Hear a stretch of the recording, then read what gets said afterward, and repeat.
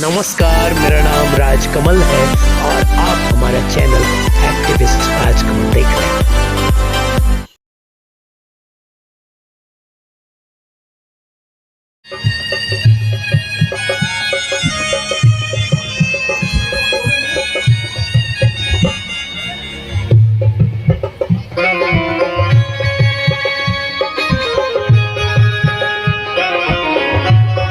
वहां से चलकर आए टोलियां मेरे साथ मंच पे नवादा नगर परिषद के चेयरमैन, मेरे अभिभावक कैलाश बाबू, मेरे बड़े भाई रामश्याम शर्मा जी और इस यज्ञ कार्यक्रम में लगे तमाम सहयोगीगण और उपस्थित इस प्रांगण में हमारी मां समान यह बहुत सारी उपस्थित बहन और छोटी नन्ही मन्ही बेटियां, मैं अपनी ओर से आप सबों का अभिवादन करता हूं, अभिनंदन करता हूं, स्वागत करता हूं और इस मां के चरणों में साष्टांग शीश झुकाकर प्रणाम करता हूं। आज यहाँ पे कैलाश बाबू ने मुझे कल याद किया था, मैं कल बाहर था नवादा से। मुझे एकाएक जानकारी जब मिली, मैंने बताया कि मैं तो आपसे थोड़ा दूरी पे हूं, तो इन्होंने कहा कि आज नहीं तो कल। हमने उसी समय कहा कि कल मैं अवश्य आऊंगा और यह मेरा सौभाग्य है कि इस प्रांगण में आकर एक साथ आप सभी माताओं का आशीर्वाद, बहनों का सानिध्य, नौजवान दोस्तों का साथ, अभिभावकों का आशीर्वाद लेने का अवसर मिलता है। और प्रतिवर्ष यहाँ यज्ञ का कार्यक्रम होता है और मुझे आज यह स्मरण आ रहा है कि अगले वर्ष भी मुझे दीप यज्ञ में ही शामिल होने का सौभाग्य प्राप्त हुआ था और फिर आज भी मुझे दीप यज्ञ में शामिल होने का अवसर मिला है। यह दीप अंधकार से प्रकाश में ले जाने का सबसे सुगम मार्ग होता है। दीप का मतलब सिर्फ रोशनी और प्रकाश नहीं, ज्ञान का प्रकाश, और उस ज्ञान के प्रकाश को हम तमाम प्राणियों में ज्ञान है, पर अंधकार की ओर हम लोग अज्ञानतावश भटकते हैं। उस प्रकाश का मार्ग दिखाने के लिए शांति कुंज से चलकर यहाँ ये तमाम लोग आते हैं, वो चाहे संगीत के माध्यम से हो, प्रवचन के माध्यम से हो, ये हम सबों के अंदर संस्कार निर्मित करते हैं, संस्कार भरने का काम करते हैं और उस संस्कार से संस्कारित होकर हम सब मानव जीवन के साथ साथ तमाम जीवों को संरक्षित, सुरक्षित रखने का जिम्मेवारी हम सबके कंधे पे ये सौंपते हैं और इनके आशीर्वचनों से हम लोगों के अंदर एक ऊर्जा का संचार होता है और उस ज्ञान के कारण हम सब जब कभी दिशाहीन होते हैं, भटक जाते हैं, तब ऐसे ऋषि महर्षि मुनि हम लोगों के बीच आकर हम लोगों को सही मार्ग दिखाते हैं और उसमें चलने के लिए प्रेरित करते हैं और उस मार्गों पर चलकर हम सब अपनी जीवन को धन्य बना लेते हैं। मैं आभार व्यक्त करता हूं ऐसे ऋषि महर्षि मुनियों के प्रति और उससे भी ज्यादा मैं कहूंगा कि मैं इस प्रांगण को जब देखता हूं तो हमारे कैलाश बाबू और रामश्याम भैया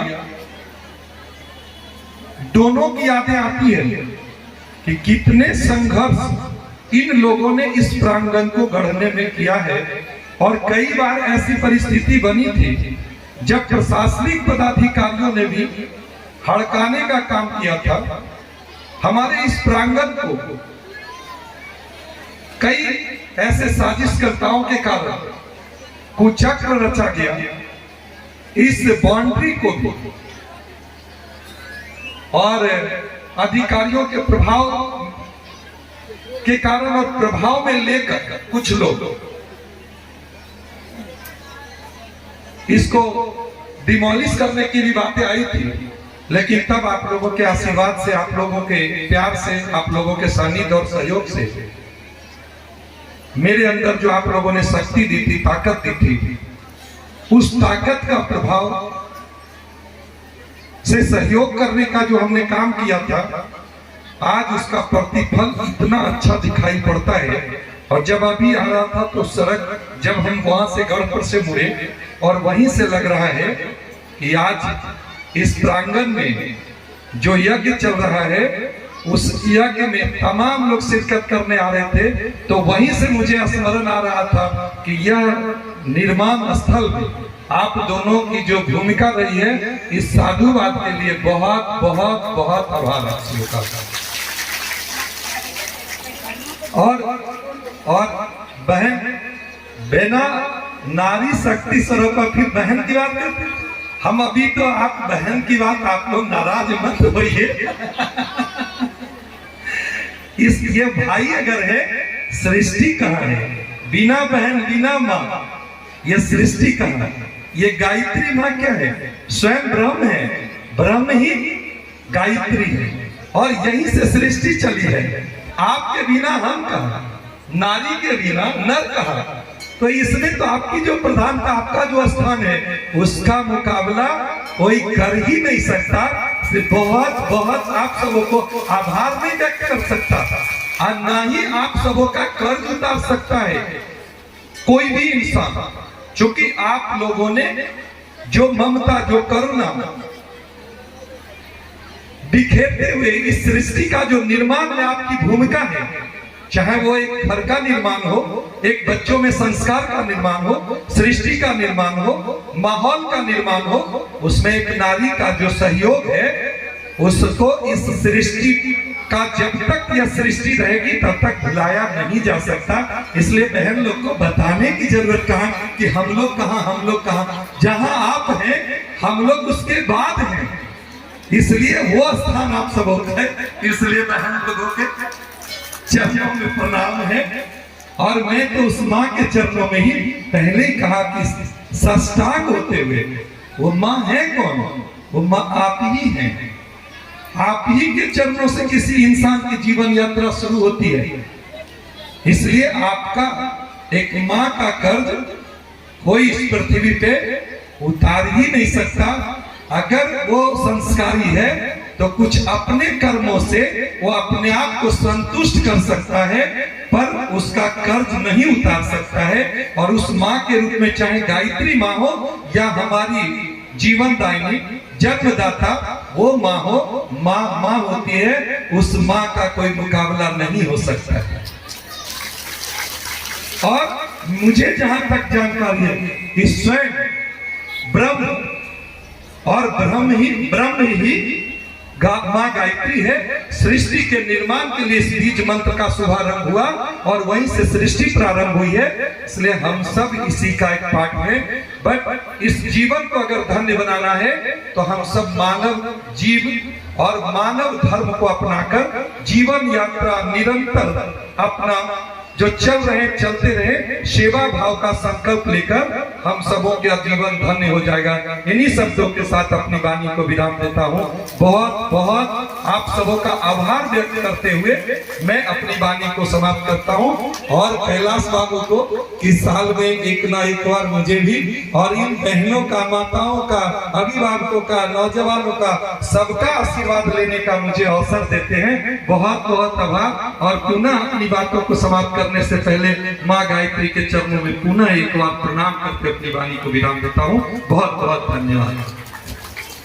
अब मैं नवादा की नवनिर्वाचित चेयरमैन जो हमारी टीम की आई हुई है, उनसे मैं अनुरोध करती हूँ कि वो भी दो शब्दों से इस ये मंच को।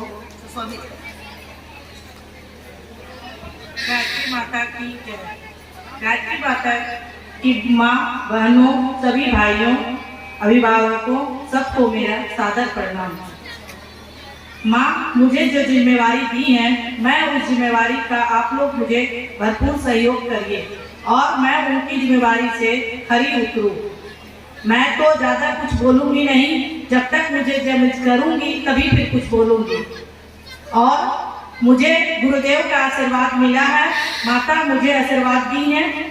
मैं ज़्यादा पूजा पाठ करती नहीं हूँ, लेकिन गुरुदेव जिस पथ पे चलाए हैं उस रास्ते पे मैं उनके रास्ते पे खरी उतरूं, मुझे उनका आशीर्वाद मिला है। इसलिए मैं गुरुदेव और गायत्री माता को नमन करती हूँ, सादर प्रणाम।